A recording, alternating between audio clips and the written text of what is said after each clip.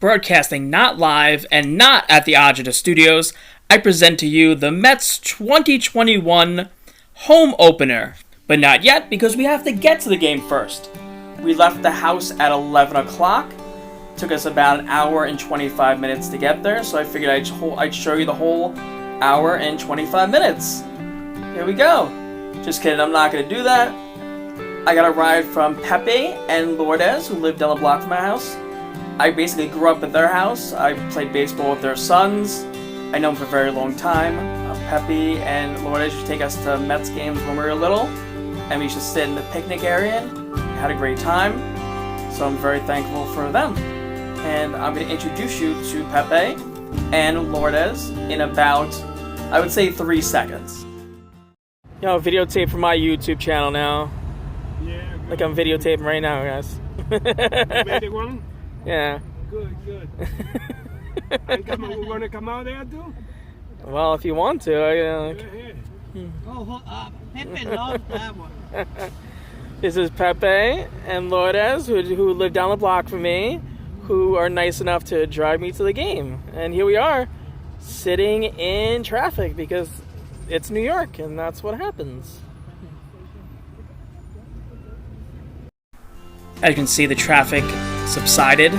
Thanks again, Lourdes and Pepe, so much. I really do appreciate it. It means a lot that you guys were able to give me a ride. And I'm sorry that I accidentally knocked your flag off your car while you were driving and lost the Met flag, and I had to go on and order a new one on eBay. Yes, that's a true story. But Pepe didn't make me do that. I just felt bad, so I wanted to replace the flag that I knocked off. So here we are at Citifield for the first time since 2019.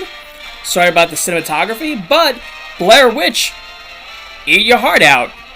Here's a closer shot at Citifield right here. This is us waiting to get into the parking lot. Even though there was only 8,000 plus fans in the stands, it felt like there was about 41,000 cars in the parking lot, which was pretty interesting, and it took us about 45 minutes after the game to get out. Explain that to me, I don't know. Behold, Simi, life, real life, a thing that we have been denied for far too long. Good morning, my neighbors! This is me in the stadium after going through security, after showing my COVID negative test. Excuse my cinematography here, because I'm heading to my seat, and I haven't been around 8,000 people in a while. Right here is this section behind 515, that's where we sat. Usually our seats are in 519. You can see a ton of things are closed. Some things are open. You'll notice Mikey right here, briefly eating a sausage. He likes it. For your Oscar consideration, I call this next video Walking to Our Seats.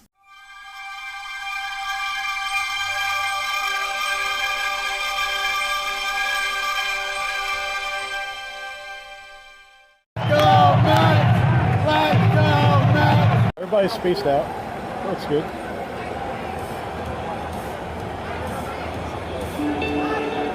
The Mets fans.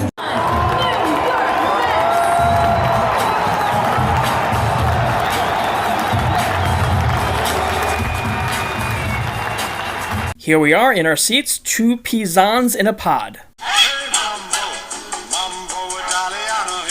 Here's the view from our seats. We prefer to sit higher because we're closer to God.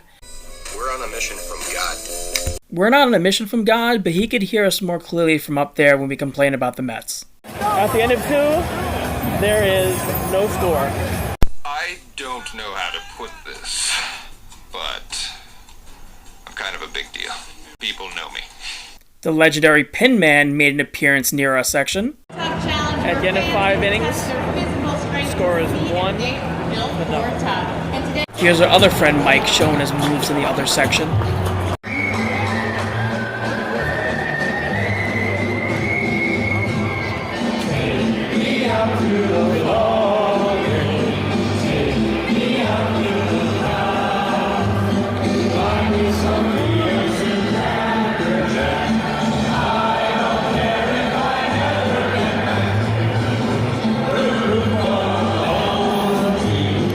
They don't win, it's the same.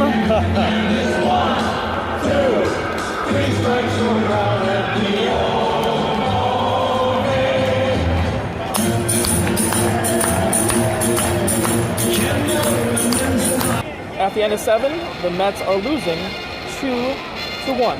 I feel like taking a nap because their offense is putting me to sleep.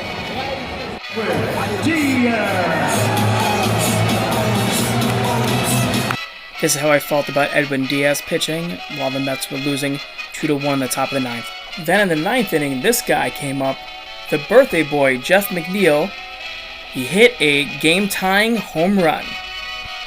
Later that inning, Luis Guillorme with 1 out got a single, and this is Brandon Nimmo's double, pushing Guillorme to third. So it's second and third with 1 out, Lindor coming to bat. The Marlins then decided to intentionally walk Lindor, lowering the bases for Michael Conforto, so bases loaded, and Michael Conforto is up.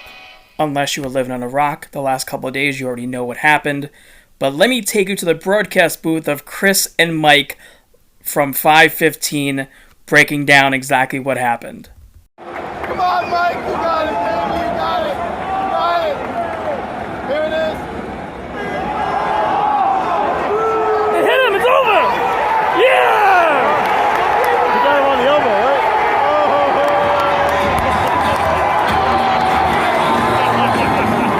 I'll take it.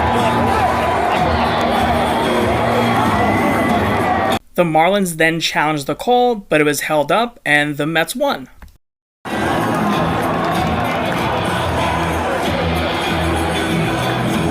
You know what? A win is a win. People think it's controversial. I don't care. It still counts as a win at the end of the season, especially if we make the playoffs by 1 game.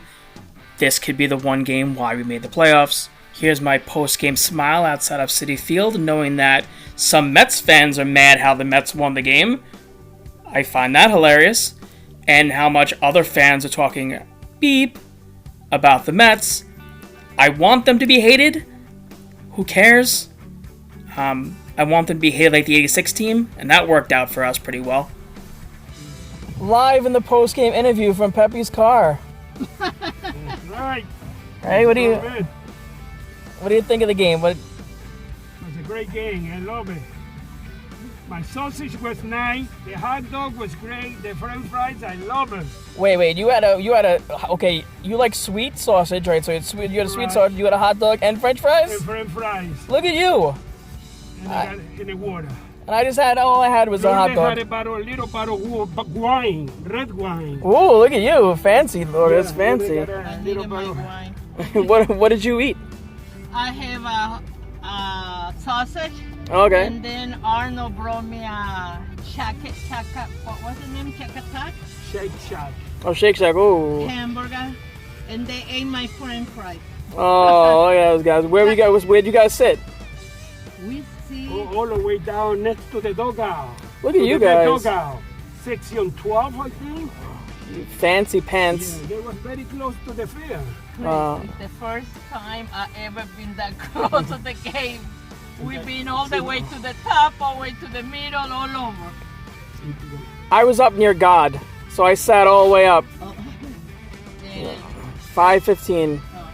So, The guy working, he pitched a decent game. Yeah, he did. Yeah. He's not even 80 pitches for 6 innings. No, he did. He was impressive. He was throwing hard too. Yeah.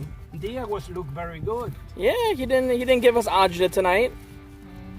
You know, he didn't make us sad and cry in our beer and our wine, which was good. Like he always do. Since Zack Snyder decided to do an epilogue, I decided to do an epilogue also. So I want to talk a little bit about how it felt to be in the stadium after all that time. And how it was weird and how it was different. We're creatures of habit. So me being a creature of habit, I'm used to hopping on the train and for opening day and getting there at 10 o'clock and being part of the Agita tailgate, seeing Ginny there, with all her food that she stayed up pretty much all night making, Victoria by the grill, Darno showing up late, Nick, the godfather of Agita, being there, and George or Ken being put into Agita jail by doing something that Ginny didn't like. So that's basically what it usually is during the home opener. It was definitely an honor to be one of the 8,000 plus fans that were allowed in the building, but it really felt more like a regular season game in late September than it did a home opener. At least for me. Maybe it's because I rushed around and I didn't get to enjoy the stadium, but you will see a lot of stadium shots in future videos. I'm going to explore more. I'm going to highlight different parts of the stadium, different food options at the stadium.